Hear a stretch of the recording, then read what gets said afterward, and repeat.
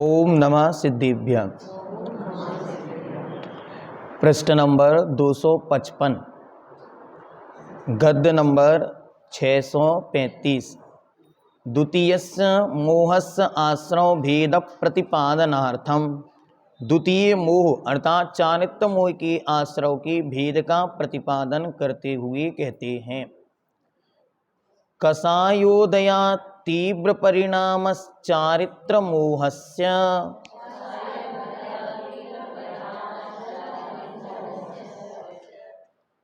कषाय के उदय में तीव्र परिणाम ही चारित्र मोहिनी कर्म के आश्रव का कारण है। कषाय का उदय हुआ और उसमें जो परिणामों की तीव्रता है उसका नाम ही चारित्र मोहिनी का आश्रव है। कषायः उक्तः, कषाय पहले कह चुके। उदयो विपाकः, और कषाय के उदय का नाम या उदय का नाम ही विपाक है। विपाक अर्थात फल देने की शक्ति, फलदान शक्ति, जिसे हम अनुभाग भी कहते हैं। जब कर्म उदय में आता है फल दिए बिना जाता नहीं, इसलिए उसे विपाक शब्द से, विपाक मतलब फलना। कषायाणाम उदयात तीव्र परिणाम चारित्र मोहस्य आश्रवो वेदितव्यः। कषायों के उदय में तीव्र परिणाम ही चारित्र मोह के आश्रव का कारण जानना चाहिए। तत्र वहाँ स्वपर कषाय उत्पादनम तपस्वी जन व्रत दूषणम संकलिष्ट लिंग व्रत धारणादि कषाय वेदनीयस्य आश्रवा। वहाँ पर भी स्वयं कषाय करना, स्व कषाय उत्पादनम, पर कषाय उत्पादनम, दूसरों को कषाय उत्पन्न कराना।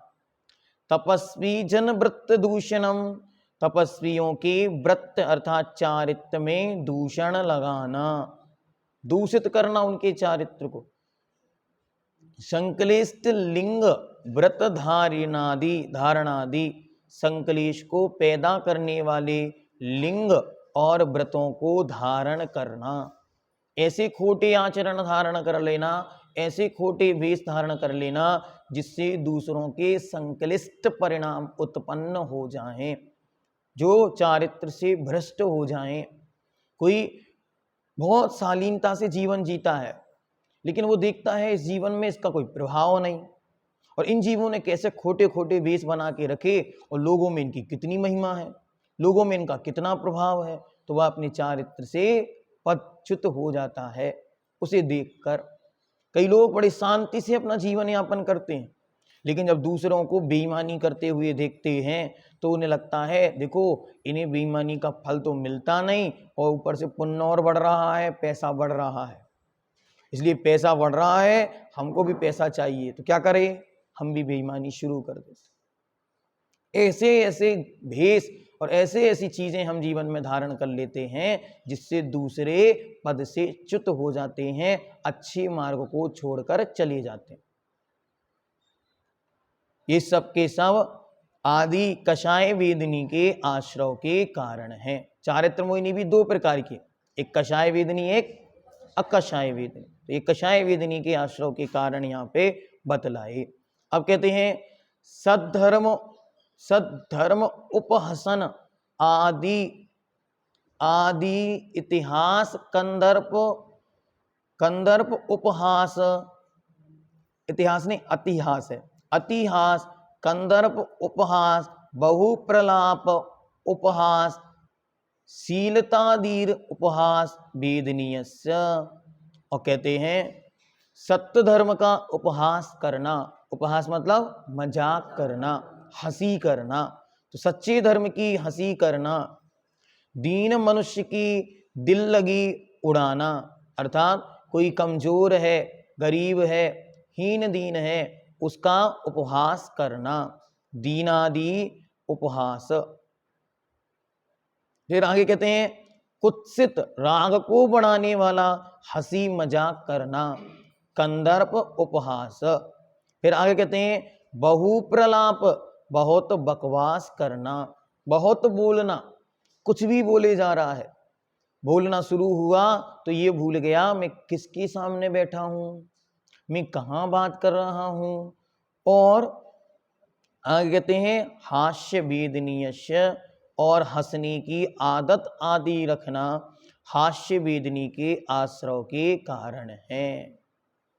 आगे कहते हैं एक एक वेदनी के बता रहे हैं अच्छी तरह। हाँ अकषाय वेदनी के अलग अलग बता रहे हैं, ये हास्य हो गया।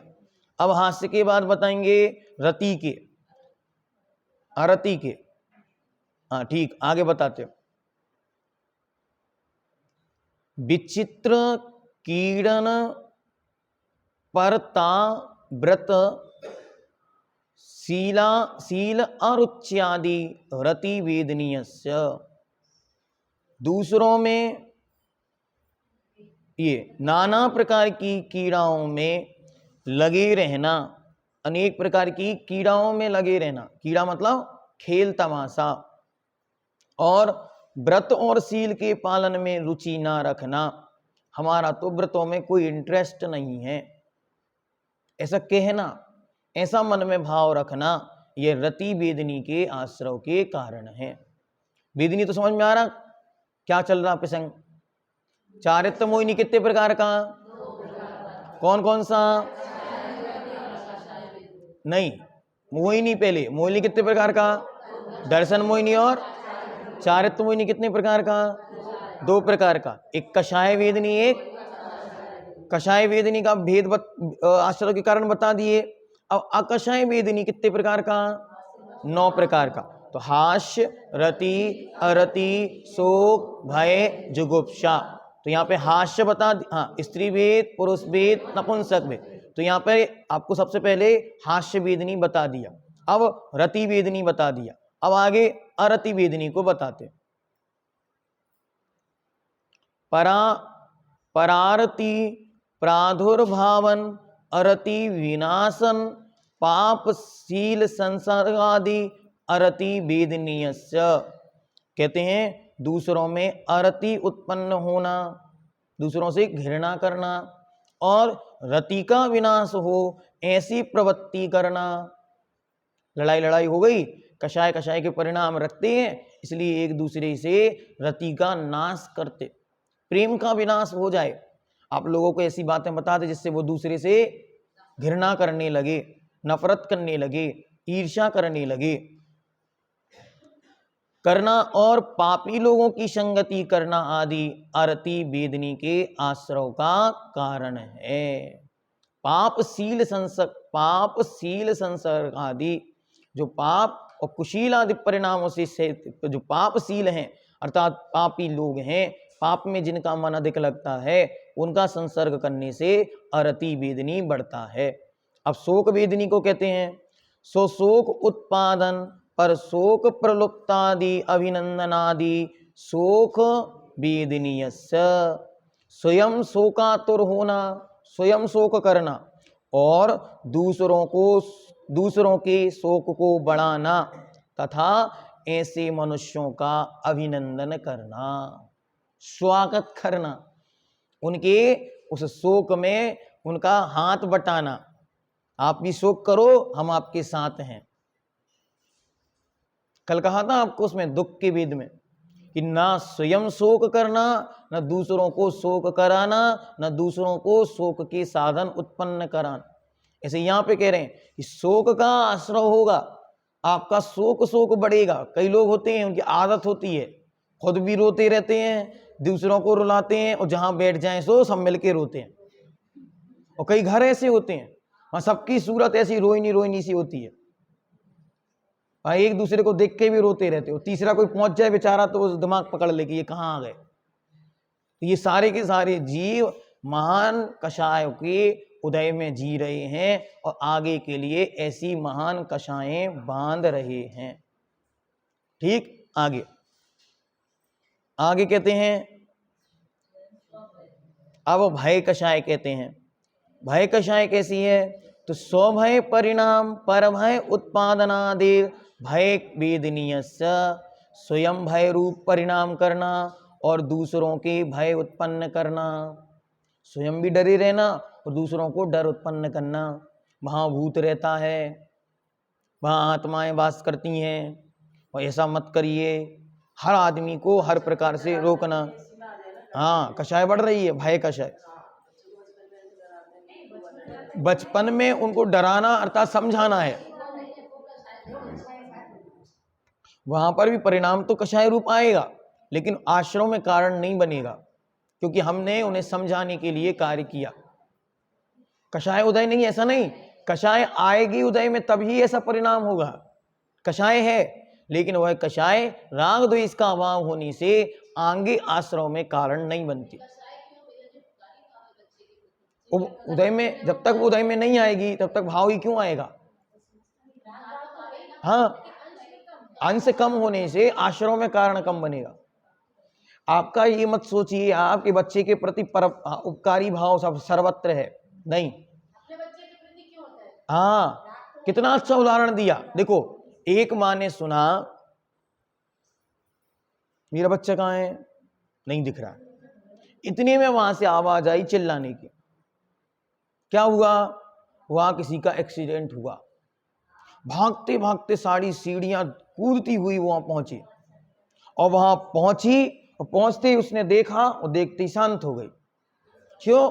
अपना बच्चा नहीं है। परिणाम कैसे हैं? इस प्रकार। चलो आगे आगे कहते हैं जुगुप्सा वेदनी के आश्रव का कारण।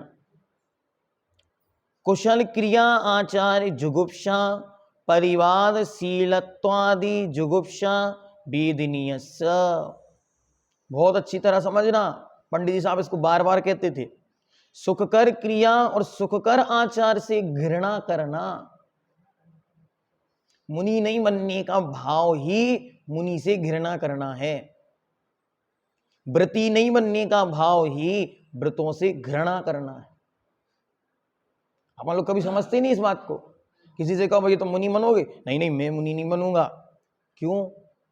वो बोलता नहीं है आगे, लेकिन ये मुनि नहीं बनने के प्रति मुनि मुद्रा से घृणा है। नहीं नहीं हम बहुत भक्ति करते हैं, भक्ति करना अलग विषय है और उनके प्रति निर्जुगुप्सा होना अलग विषय। एक व्यक्ति है, बहुत अच्छा प्रसंग अभी हमको जानने में आया।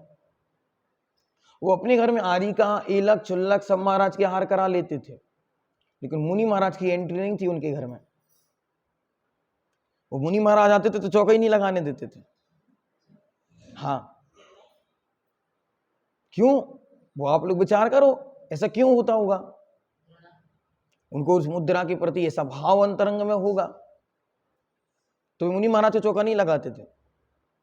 तो जब उनके घर में किसी को मुनि महाराज का चौका लगाना पड़ता था तो उनकी विदाई करते थे। पहले उनको कहीं घूमने भेज दे, कहीं भेज दे, उसके बाद चौका लगाते। तो एक बार दो महाराज पहुंचे, तो दो महाराज जब उनके यहाँ पहुंचे तो उन दोनों के देवरानी जिठानी का बड़ा भाव हुआ कि हमको इस प्रकार का चौका करना है, क्या करें? तो उन्होंने अपनी नदन के साथ सेटिंग बिठाई। नदन के साथ सेटिंग बिठाई कि तुम अपने पिताजी को कुछ दिन के लिए यहाँ से बुला लो। उन्होंने डेट करते करते करते करते किया। पहले दिन चौका किया, दोनों महाराज में से कोई नहीं आया। समाज के किसी व्यक्ति ने जाके महाराज को ये प्रसंग सुनाया कि महाराज उनने बड़ी मुश्किल से तो चौका लगाया है, बाबूजी को घर से भगाया है, तब जाके तो चौका लगाया और आप नहीं गए। महाराज ने कहा मुझे क्या पता। दूसरे दिन दोनों महाराज एक साथ उनके घर चले गए। तो दोनों महाराज का एक साथ पड़गान उनको मिला, उन्होंने बड़े भक्ति भाव से आहार कराए। तो ऐसी स्थिति है, उनको किसी चीज से घृणा नहीं है, खूब महाराज की भक्ति करते, बस हमारे घर में चौका में वो आने नहीं चाहिए। ऐसे परिणाम भी अंतरंग में रहते। और अपवाद करने में रुचि रखना आदि जुगुप्सा वेदिनी का आश्रव का कारण है। अपवाद करने में, जिसमें जो कुछ नहीं है उसे प्रकट करने की जो भावना है। आओ, हमने बहुत लोग देखे हैं, सब महाराज ऐसे ही होते हैं, सब व्रती ऐसे होते हैं, सबकी कषाएं ऐसी ही होती हैं। ये सब स्वाध्याय कर तो रहे हैं लेकिन परिणामों में निर्मलता किसी के नहीं है, ऐसा अपवाद करना। आपको क्या पता किसके परिणाम कैसे हैं? गुस्सा करते हुए भी व्यक्ति के परिणामों में निर्मलता होती है, हो सकता है वो क्यों गुस्सा कर रहा है, इसे तो समझें। जब आपको तीव्र गुस्सा आए, तीव्र क्रोध आए, तीव्र कषाएं आए, तुरंत विचार करें, क्या अगर ये कंडीशन हमारे साथ बनती तो क्या करते। किसी व्यक्ति ने एक कांच का गिलास गिराया, आपकी मानो बहू ने कांच का गिलास गिरा दिया, अब सास के परिणाम कैसे हों। वो विचार करे कि यदि मैं बहू होती और मेरी सास सामने होती तो क्या करती, मैं क्या सोचती, ये भगवान गलती से बचा लो, अब आज के बाद कभी भी स्टील का भी नहीं गिराऊंगी, कांच का तो दूर की बात। बस यही परिणाम बहू का इस समय चल रहा है। इसलिए जो आप अपने प्रति सास से चाहते थे वो बहू के प्रति करना शुरू कर दो, कषायों का उद्वेग शांत होने लगेगा। कषाएं आती क्यों हैं, क्योंकि निमित्त मिला और उनको उदीर्णा में आने का अवसर मिल गया। इसलिए कहा कषाय उदयात तीव्र परिणामस्य, कषाय के उदय में तीव्र परिणाम नहीं करना, उनसे बचना है। आगे आगे कहते हैं स्त्री वेद, ध्यान से सुनो माताओं, स्त्री वेद क्यों आया, तो कहते हैं अलीक अविधायिताति संधान परत्व पररंध पेक्षित्व प्रविद्ध रागादि स्त्री वेदनीय वेदनीयस्य असत्य बोलने की आदत। अतिसंधान परता, अतिसंधान परता क्या होता है, ऐसे गूढ़ रहस्य को खोज के ले आना। काय में कहते ना बाल की खाल निकालना, बस कोई बात पता चल जाए किसी की, फिर देखो एक एक के घर जाके पूछना पड़े तो तैयार है, एक एक को फोन लगा के पूछना पड़े, क्यों तुम्हें इस बारे में क्या पता, अरे आपने क्या सुना, अरे जो स्त्री बनी है वे पूर्व में ऐसा करके आई हैं अभी अभी अभी ऐसा है नहीं, अतीत में ऐसा किया सो अभी बनी है, अब ऐसा करेंगी तो भविष्य में बनेंगी। ये पुरुष नहीं करते ऐसा नहीं, पुरुष भी ऐसे होते हैं। तो जो पुरुष ऐसा करेंगे वे आगे चल के स्त्री वेदी बनेंगे, ऐसा कहा जा रहा है। इसलिए स्त्रियों का चरित्र नहीं बताया जा रहा कि स्त्री ऐसी होती, नहीं, पूर्व में स्त्री पर्याय क्यों प्राप्त हुई वर्तमान में, क्योंकि पूर्व में ऐसा परिणाम किया था, इसलिए अब ऐसा परिणाम नहीं करना है। ठीक है, चलिए घृणा, अतिसंधान परखता मतलब बाल की खाल निकालना है, इसकी डिक्शनरी पूज्यपात की परिभाषा नाम से पूज्य मुनि श्री क्षमा सागर जी ने इसकी एक डिक्शनरी लिखी है। हाँ हाँ उपलब्ध है, वो हमारे यहाँ तो है, हम तो अपने रूम में रखते उसको, एक आप लोगों को दिखाई नहीं, हमने सरवार सिद्धि की बहुत सारी किताबें रखी हैं जिसमें सरवार सिद्धि संदर्भित कुछ भी है। अभी जैसे कल उन्होंने दिखाई दिया नामिका जी ने, एक ब्रह्मचारी, क्या नाम था उनका, सुलेखा जी, सीमा दीदी, उनकी पीएचडी थी, उसको खोल के देखा हमने, लेकिन उसमें विषय बहुत ज्यादा डिटेल में नहीं था, तो हमने कहा जब डिटेल में होगा वो अपन बताएंगे। तो जैसे आरिका विज्ञान मती जी की, आरिका स्यादवाद मती जी की, इन लोगों की किताबों में विषय बहुत अच्छा है। अगर कहीं मिले तो मुनि प्रणम्य सागर जी का व्रत विज्ञान नाम की, आश्रव विज्ञान, मनोविज्ञान नाम की, ऐसे 10 भाग हैं तत्वार्थ सूत्र के, 10 किताबें अलग अलग, उनको भी आपको लेना चाहिए, वो भी बहुत अच्छा विषय उसमें है। दूसरों के छिद्र ढूंढना, हाँ विशिष्ट रूप से जुगुप्सा ही भी जिगुप्सा है। हाँ हाँ चिकित्सा मतलब घृणा ही करना, वही एक ही बात है। दूसरों की छिद्र ढूंढना, दूसरों के दोष ढूंढना, कुछ तो मिल जाए कहने को, और बड़ा हुआ राग आदि स्त्री वेद के आश्रव का कारण है। आगे कहते हैं पुरवेद, पुरवेद क्या है, स्तोक, राग बहुत रागी है, अंतरंग में परिणाम भी होता किन्हीं किन्हीं के, जैसे पुत्र को पढ़ने जयपुर भेज दिया, अब दिन रात उसकी याद करना, उसके लिए रोना, बार बार फोन करके उसे परेशान करना, तो आप तो खूब खूब रो रहे हैं, उसके रोने से क्या हो रहा है, आपके राग प्रगाढ़ हो रहा है, गठाने और बन रही हैं, वो अति आगे चलकर आपको स्त्री वेद का आश्रव में कारण बने। किसी वस्तु के प्रति बहुत राग होना, हमको तो ये कंगन नहीं पहनो तब तक मजा नहीं आता, यहीं पर नींद आती है, ये राग है, ये मोह है उन वस्तुओं के प्रति बहुत, ये श्रृंगार ऐसा करना। हमसे तो हर 5वें दिन हमको तो मेहंदी लगाने का बहुत शौक है, ये राग है। मेहंदी लगाना अलग बात है और मेहंदी के लिए राग होना अलग बात है।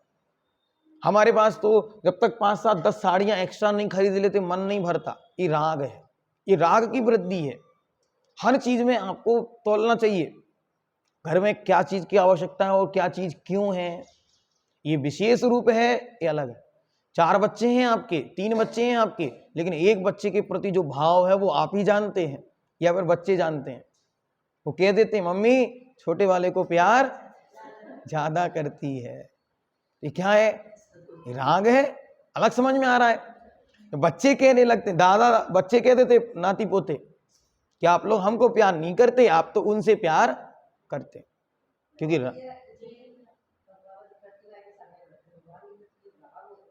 वो प्रशस्त राग है। उसके विषय में अभी आगे हम आपको बताएंगे कि कषाय के उद्वेग में कषाय को डाइवर्ट करना भी आना चाहिए। उसका उद्वेग तो आया, उसको डाइवर्ट करता है। चारित्र मोहिनी का उदय आया, गुस्सा है बहुत तेज, उसी समय गुस्से को शांत करने का उपाय, जैसे आपको बहुत तेज गुस्सा आया, एक उदाहरण बताते। एक बहू चौकी में काम कर रही थी, ससुर ने लाकर एक कांच की बरनी दी कि इसमें सारा अचार भर के रख देना, और वो एकदम से ऐसे साफ कर रही थी प्लेटफॉर्म और एकदम से बरनी गिर गई। बरनी गिरी, भड़ाक, तेज से आवाज आई। आवाज तेज आई तो ससुर जी को गुस्सा आया, 105 पारा चढ़ गया। क्यों? क्योंकि चौके में कौन है? बहू। वो यहां से चौके तक बढ़े, इतने में ही चौके में दूसरा काम करते हुए सास खड़ी हो गई बन्नी के पास। सास मतलब उसकी पत्नी। तो अपनी पत्नी को देख के अब क्या होगा कसायों का? खत्म, क्योंकि अब तो दुर्गा माता का अवतार आ गया।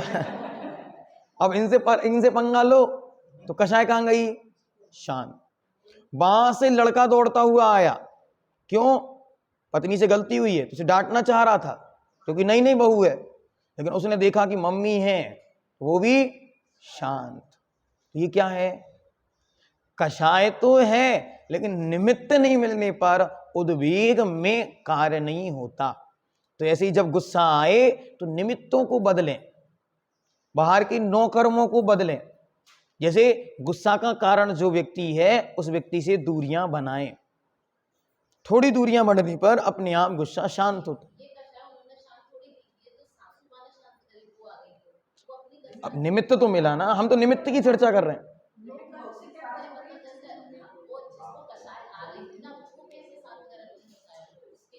उसकी कषाय की शांति का उपाय यही है कि निमित्तों से बचे, बस हट जाए, वहां से चला जाए, छोड़। मानो ससुर जी को पता चल गया कि बहू ने बरनी गिराई है, और ससुर जी का कर्तव्य ये है, भैया हमारी बेटी ने भी कहीं अपनी ससुराल में गिराई होगी ना, तो उसको क्या सजा देनी चाहिए? तुरंत तत्व का निर्णय कर ले, भैया हमारी बेटी भी कहीं ससुराल में गई है, उससे भी तो गिर सकता है, उससे भी तो गड़बड़ी हो सकती है। आपके घर की समाधान एक ही है, क्या? आप अपनी बहू में अपनी बेटी देखने शुरू कर दो। ये हमारी बेटी है, हमारी बेटी किसी के घर गई है, उसके साथ क्या हो रहा होगा वहां? अनजान घर में है, अरे बहू से कुछ होता नहीं, इसको काम करना आता नहीं, तरीके से कुछ करती नहीं। भैया आपने अपनी बेटी को कितना सिखाया था? उसकी सास से पूछ के आओ, उसकी सास को पता करो, वो बताएगी कि कितना करती है आपकी बेटी, वो क्या क्या करती है। तो आपको कषायों को शांत करने का उपाय यही है घर में। अब ये चीज सीख जाओ, क्या? कि ये सारे के सारे जो जीव हैं, ये जीव अपने अपने कुछ संस्कार, अपने अपने कुछ कर्म लेकर आए हैं। हम अकेला ही इनके कर्मों का कर्ता क्यों बन जाते हैं? हर एक को पकड़ के बताना, हर एक को मारना, मजबूर करना, नहीं, ये सब कुछ मत करिए। घरों में जितनी कषाय आप बांध रहे हैं, सारी की सारी उदय में आनी है। ये मत सोचिए कि घर में कोई देख थोड़ी ना रहा है, हम तो मंदिर में गए, धर्मात्मा हो गए तो धर्मात्मा कहलाएंगे। कषाय का उद्वेग है वो कभी भी खाली नहीं जाएगा, कभी ना। नौ कर्म मतलब जिनके निमित्त से नवीन कर्मों का आश्रय हो और पुराने कर्म उदय में आए, उनको कहते हैं नौ कर्म। जैसे आपने दही खाया तो अब क्या होगा, नींद आएगी। आपने सर्दी का समय था, शाम को बर्फ खा लिया तो अब आपको जुखाम जरूर आएगा। आपने बहुत तेज धूप थी और आप बाहर घूमने चले गए तो अब आपको शरीर का तापमान जरूर बढ़ेगा। अगर वाटर लेवल कम होगा तो डिहाइड्रेशन होकर कोई ना कोई परेशानी उत्पन्न होगी। ये कहलाते हैं नौ कर्म। जो कर्म के उदय में निमित्त हों और नवीन कर्म के बंध में निमित्त हों, उनका नाम नौ कर्म है। पुराना कर्म उदय में उसके निमित्त से ही आता है, जैसे शरीर आदि पढ़ते ना आप, शरीर आदि नौ कर्म। मोस्टली कर्म किसके उदय में आ रहे हैं, शरीर के आश्रय से, इसलिए शरीर मुख्य नौ कर्म है और बाकी सब उसके अधीन नौ कर्म है। अभी एक चैप्टर पढ़ रहे थे हम, बहुत अच्छा, इन्होंने एक किताब दी थी अनामिका जी ने, क्या नाम था उसका, जिन सरस्वती भाग 2, उसमें एक पूरा चैप्टर दिया नौ कर्म। कभी आपको उसकी पूरा वीडियो बना के देंगे, पढ़ना आप लोग नौ कर्म, इतना आनंद आएगा, बच जाएंगे आप कितनी क्रियाओं से। कुदेव क्या करते हैं, अरे कुदेवों की गुरुओं की सन्निधि में हम नहीं जाते, लेकिन किसी मित्र ऋषि जीव के साथ बैठते, उससे बातें करते, उससे हमारी श्रद्धा हिलने लगती।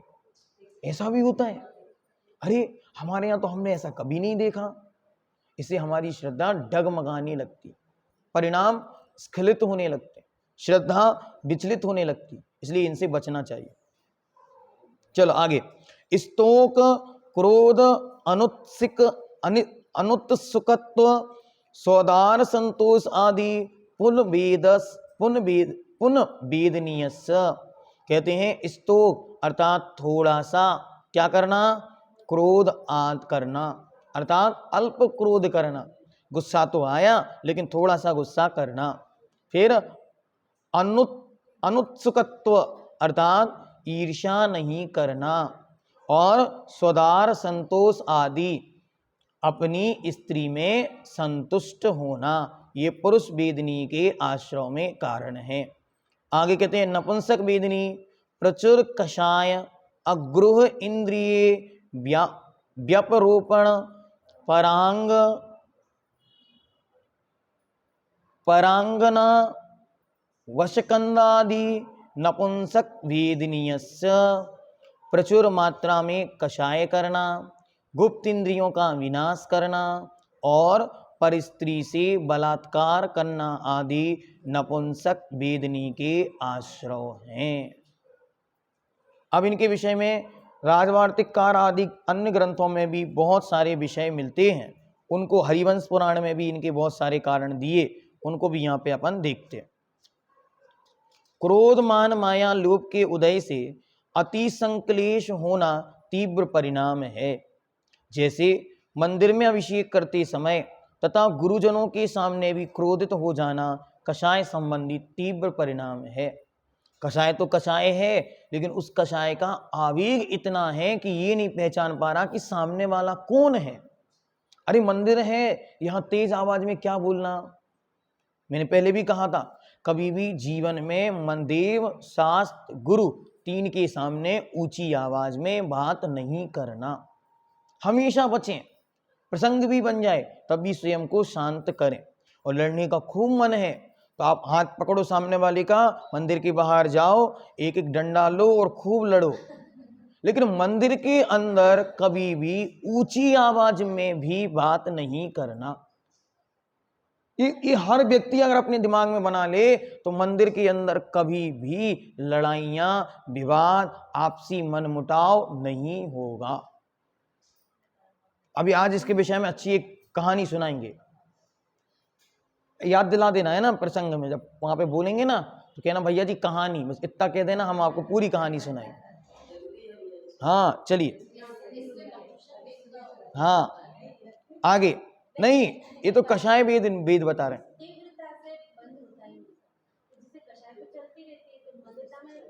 मंद मंदता में बंध नहीं है, ये तो पूर्व की उदय है, उसकी निर्जरा होती चली जाती है। जब तीव्रता आती है तब नवीन कर्म का आश्रय होता है। मंद कषाय तो प्रति जीव के प्रति समय बनी ही है, सामान्य से हर जीव की कषाय प्रति समय उदय में आ रही है, तो उसके निमित्त से मंद कषाय तो बंध रही है, लेकिन उससे तीव्र परिणाम नहीं होने से कोई नई कषाय का आश्रय नहीं होता। वो साधन रूप है, हमेशा बनी रहेगी। कोई भी व्यक्ति कषाय रहत नहीं होता, 10वें गुण स्थान तक हर जीव के कषाय बनी ही रहती है।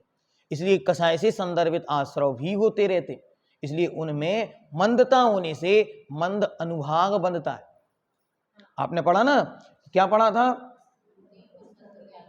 योग से स्थिति और नहीं, योग से प्रदेश और प्रकृति बंद होता है, और कषाय से स्थिति और अनुभाग बंद होता है। तो जैसे कषाय में मंदता होती है, वैसे वैसे स्थिति और अनुभाग भी मंद होता है। अनुभाग मतलब फल देने की शक्ति, कम फल मिलेगा। उदय में तो आएगा लेकिन फल कम मिलेगा। जैसे कोई स्त्री वेदी तो है, लेकिन अब उसमें चुगली करना, यहाँ वहाँ की बातें देखना, गुण रहस्य खोलने, उनका भाव नहीं है।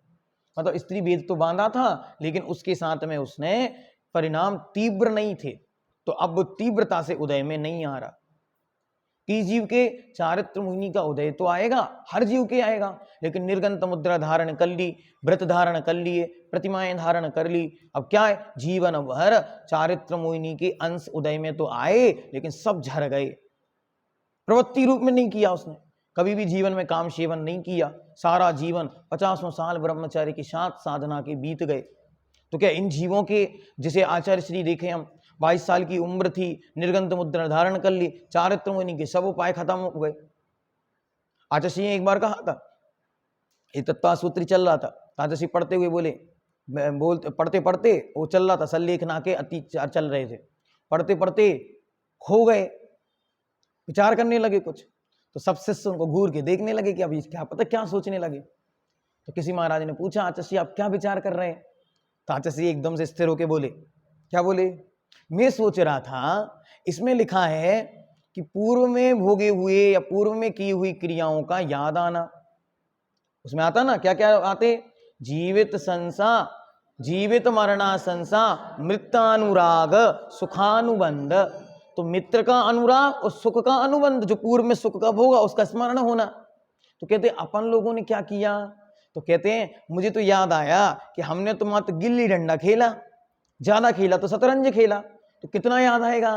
गिल्ली डंडा और शतरंज। अपने मित्र कोई थे नहीं, मित्र कौन? 1 या 2 मित्र रहे, मारुति आदि, इसके अलावा कोई मित्र अधिक नहीं।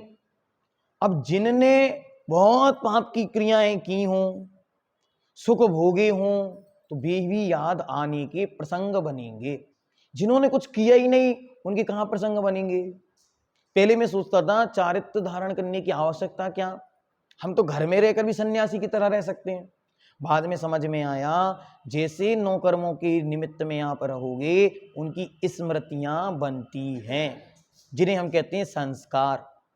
ये अनादिकाल का संस्कार है, इसलिए छूट नहीं रहा है, अभी भी नहीं छोड़ेगा तो आगे नहीं छूटेगा। इसलिए सोचता है चौथा काल आएगा सो हम दीक्षा ले लेंगे। भैया आज से दीक्षा का संस्कार, घर छोड़ने का संस्कार, सामायिक का संस्कार, व्रतों का संस्कार पड़ेगा, तब आगे जाकर अगले भवों में वो व्रत आदि लेने की प्रवृत्ति आएगी। वरना वहां का सुख तो यहां से जाना है, तो वहां जब सुख बढ़ेगा तो भूल जाओगे आप। देव गति में गए और वहां पर पूरी पर्याय सुख सुख मिला, सब भूल गए। नहीं, व्रती है तो उसके संस्कार में आएगा, देखो मैं पहले व्रती था, मुनि मुद्रा दिखी तुरंत याद आएगा, यही तो मेरा लक्ष्य है, अभी भली में धारण नहीं कर पा रहा हूं, मैं आगे मुनि बनूंगा। तो ऐसा भाव बार बार रिपीट होता रहे, इसका नाम संस्कार है। एक बार किसी ने आचार्य श्री को पूछा, आचार्य श्री जी अभी हमने पढ़ा एकाग्र चिंता निरोधा अंतर मुहूर्तात, कितनी देर के लिए करना? अंतर मुहूर्त के लिए, उसका नाम ध्यान है। और आप लोग दिन में 3-3 बार 48 मिनट बैठ रहे हैं, तो इसकी जरूरत क्या है, क्योंकि केवल ज्ञान तो होना नहीं। एक कोई व्यक्ति 48 मिनट तक उत्तम सहनन वाला एकाग्र चित्त होकर बैठ जाए तो केवल ज्ञान हो जाए। जब उत्तम सहनन नहीं तो केवल ज्ञान होना नहीं, फिर बैठते क्यों हैं? तो आचार्य श्री कहते हैं, बड़ा अच्छा उत्तर उसको देते हैं, भैया हमारी केवल ज्ञान का अभ्यास चल रहा है। क्या हो रहा है? अभी हम 48 मिनट दिन में 3 बार बैठते हैं, जब चौथा काल आएगा या विधि क्षेत्र में पहुंच जाएंगे तो एक बार 48 मिनट बैठेंगे और केवल ज्ञान हो जाएगा।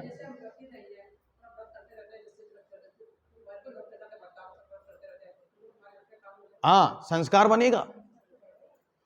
आचार्य जी कहते हैं, जिन्होंने जीवन में कोई व्रत उपवास नहीं किए वे समाधि की भावना भी नहीं भा सकते। क्यों? अंत में भूख प्यास सहन करनी पड़ती है। जब जीवन भर उपवास व्रत नहीं किए, भूख सहन करने की आदत नहीं है, तो अंत में क्या करेगा? अरे अंत में कोई भरोसा है क्या? 10 दिन की संलेखना हो, महीने भर की हो जाए, 6 महीने की हो। तो इसलिए समाधि लेना भी बहुत कठिन काम है। जिनने जीवन भर साधना की उनके परिणामों में निर्मलता आती, उसका अभ्यास बनता है। इसलिए कहा कि व्रति की अंत में संलेखनाम जोशिता। हाँ नहीं, व्रति बनने का अर्थ है 5 अनुव्रतों का धारण करना, 5 पापों का त्याग होना। जब तक ये नहीं तब तक व्रत नहीं। चलिए आगे। किसी ने कह दिया कि आप घर से शुद्ध कपड़े पहनकर ना आवे, मंदिर के वस्त्र पहनकर भगवान को स्पर्श करें। बहुत अच्छी तरह प्रसंग बता रहे कैसे कैसे कसाय आती है। यह सुनकर अभिमान बस मंदिर आना, पूजन करना ही बंद कर देना मान संबंधी तीव्र परिणाम है। इतना अभिमान। आपका मंदिर है क्या? किसका मंदिर है? हमारा है, हमने भी पैसे दिए थे बनवाने में, ये समाज हमारी भी है। ऐसा सामने वाला तो कसाई है, उसके परिणामों में कसाई थी इसलिए उसने बोल दिया। आप कौन हो इसका विचार करें। सामने वाले के परिणामों में कसाय है इसलिए उसने 2 बातें कह दी। आप परिणाम से मंद होकर उसे सुनो और शांति से सहन करो। आगे मायाचारी बताते, पूजा करते करते ही बादाम आदि छिपा लेना। हाँ, जैसे दो पूजाएं बची आपकी, तो सामने वाला पूजा कर रहा है, बादाम बची 3, तो एक तो अभी चढ़ा दी और एक अपने हाथ में रख ली या कहीं रख दी, वरना ये पूरी चढ़ा देगा अभी। ऐसा परिणाम आना। ठीक है। साधु आदि के जाने पर एकाग्रता से पूजा करने लग जाना, ये माया संबंधी परिणाम है। कोई आ गया तो तुरंत एकाग्रता आ गई, अब ये देखेंगे तो क्या कहेंगे, इनका मन कहाँ था। ऐसा करना, इसलिए मायाचारी से बहुत बचने की आवश्यकता है। बहुत कठिन काम है। एक उदाहरण आता है, कहाँ का है ये मुझे याद नहीं, लेकिन मैंने सुना था। एक माता थी तो पंगत चल रही थी। पंगत समझते? जीवण। हाँ, राजस्थानियों का फेवरेट काम जीवण। हाँ, एक ही 2 काम बस राजस्थानियों के प्रसिद्ध हैं, जीवण और नाचन गायन। बस आप तो नाचने गाने बुला लो और उसमें भोजन की व्यवस्था रख लो तो पूरा अजमेर का ब्यावर तक आ जाए, अड़ोसी पड़ोसी भी आ जाएं, और आप कहो धर्म ध्यान करना है, सोचेगा, विचार करेगा। चलो आगे। तो वह जीवन चल रहा था, तो वो घी परोसने का काम उसको दिया कि चावल में सबके 1 चम्मच घी डालना। जैसे ही उसके पति देव दिखे तो उसने 2 चम्मच घी डाल दिया। तो कहते हैं उसका फल उसको यह मिला कि अगली पर्याय में वह गाय बनी और सारी पर्याय घी चुकाया। क्या चुकाया? इसीलिए मायाचारी का परिणाम बहुत खतरनाक। ये उदाहरण पर सबसे पढ़ा तब से समझ में आने लगा, हम लोग रोज ऐसा करते। अपना कोई दिखा और सारे परिणाम बदल जाते। अपना कोई दिखा तो आओ भैया पूजा कर लो, पूजा कर लो, और बेचारा पड़ोस में आधा घंटे से बैठा था, आपने एक बार नहीं सोचा कि इसको भी पूजा करा ले, तुरंत परिणाम बदल जाते। अपना दिखा सब बदल गया और दूसरे के प्रति कोई भाव नहीं। अरे ये भी तो साधर्मी था, इससे पूछ लेते भैया पूजा कर ले। नहीं, नहीं करवाएगा। और जैसे ही अपना कोई दिखा, उसका मन भी नहीं है तो बिठा लेगा, आ पूजा कर लो, पूजा कर लो। चलो आगे। आगे लोभ कषाय, मंदिर में दान बोलकर या मंदिर की दुकान आदि का पूरा किराया नहीं देना, लोभ संबंधी तीव्र परिणाम है। आपने कुछ बोल दिया फिर भूल गए, ऐसे परिणामों से विशेष अनुभाग सहित क्रोधादिक का आश्रय होता है। इसमें अनुभाग विशेष होगा क्योंकि परिणाम तीव्र है। अब हास्यादिक के विषय में, बहुत जोर से हंसना, दीन जनों को देखकर हंसना, बहुत प्रलाप करना मतलब बहुत बोलना, धर्म की हंसी उड़ाना आदि से होता है। और रति कर्म का विचित्र कीड़ा करना, दूसरों को आकर्षित करना, पर पदार्थ में रति करना, दूसरों को दुख देने के भाव से रतिनो कर्म का आश्रय होता है। अरति, दूसरों की रति का नाश करना, उनके प्रेम में विघ्न उपस्थित कर देना, जो नदनों का काम होता है। ठीक है, नदन चरित्र है एक, उसमें क्या होता है, भाभी के सुखों का नाश करना, उनकी रति का नाश करना, ये नदन चरित्र कहलाता। इससे आपके अरति का आश्रय होगा, विचार करना। दूसरों में अरति उत्पन्न करना, पापियों की संगति करना और खोटी क्रियाओं में उत्साह आदि करना। शोक, स्वयं शोक करना, दूसरों को शोक करवाना, शोक करने वालों को उत्साहित करना। भय, स्वयं भयभीत होना, दूसरों को भयभीत करना और दूसरों को त्रास देने से भय नौकषाय का आश्रय होता है। इसके बाद जुगुप्सा, धर्मात्मा और चारित्र में तत्पर पुरुषों से घृणा करना, दूसरों की बदनामी करना। इसके बाद स्त्री भेद, ईर्षा करना, झूठ बोलना, परस्त्री गमन करना, मायाचारी करना, अति कामी होना, अति श्रृंगार करना आदि से स्त्री भेद का आश्रय होता है। पुरुष भेद, मंद क्रोध, अभिमान नहीं करना, निर्लोभ प्रवृत्ति, स्त्री में अल्पराग होना, सौदार संतोष रखना, श्रृंगार में रुचि ना होना आदि से पुरुष भेद का आश्रय होता है। नपुंसक भेद, शीलवान और दीक्षाधारी को व्रतों से भटकाना, उन्हें च्युत करने का प्रयास करना, अनाचार करना आदि से नपुंसक भेद का आश्रय होता है। और विशेष किसी को कड़कती सर्दी में बैठकर माला फेरते देख व्यंग करते हुए कहना कि अरे आज तो तुम्हें पक्का केवल ज्ञान हो जाएगा। हंसी मजाक में उसके व्रतों का उपहास बढ़ाना, उसके द्वारा किए गए प्रशस्त क्रिया का मजाक उड़ाना।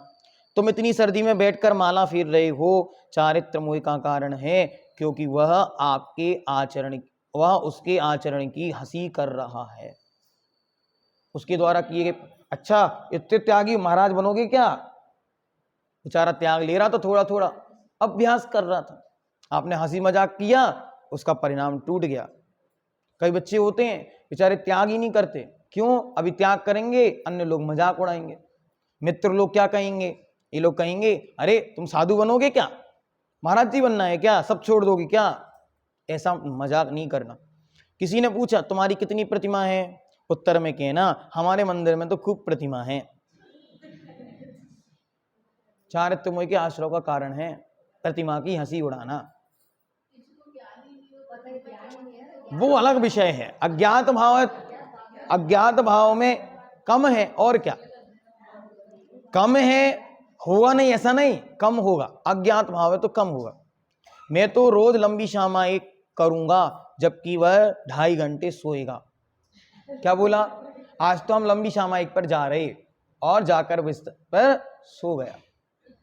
देव पूजा, गुरुओं की सेवा, दान आदि केवल बंध के कारण हैं, ऐसा कहना। क्या कहना? अरे तुम क्या पूजा करते रहते हो, ये पूजा तो बंध का कारण है। चलो स्वाध्याय करो, तो क्या स्वाध्याय किस चीज का कारण है, ये विचार करना। फिर गुरुओं की सेवा करना, अरे क्या तुम महाराज जी के पीछे पड़े रहते हो। दान देना, चौका, अरे 4 घंटे 5 घंटे चौके में बर्बाद करते हो, इससे अच्छा तो हमारे साथ बैठ के स्वाध्याय करो। तो चौका करना बर्बाद करना है। ध्यान से सुनो, कभी भी जब चौके का प्रसंग आए, पूजा करने का प्रसंग आए, तो विचार करो स्वाध्याय थ्योरी है, चौका लगाना प्रैक्टिकल। क्या? स्वाध्याय करना थ्योरी है, पूजा करना प्रैक्टिकल है। क्यों? हमने चौके इसमें पढ़ा स्वाध्याय में कि ऐसे ऐसे शुद्ध भोजन बनाना, ऐसे ऐसे वस्तुएं प्रासुक करना। अभी प्रासुक कब होंगी? पढ़ते पढ़ते प्रासुक होती हैं क्या? जब चौका करेगा तब महाप्रासुक करेगा। भगवान के गुणों का कीर्तन गाने से तीर्थंकर प्रकृति का आश्रय होता है। आरहत भक्ति, आचार्य भक्ति, बहुसुत भक्ति, ये भक्तियां करेगा कब? जब पूजा करेगा। तो इसलिए वो पूजा ही पूजा करता है।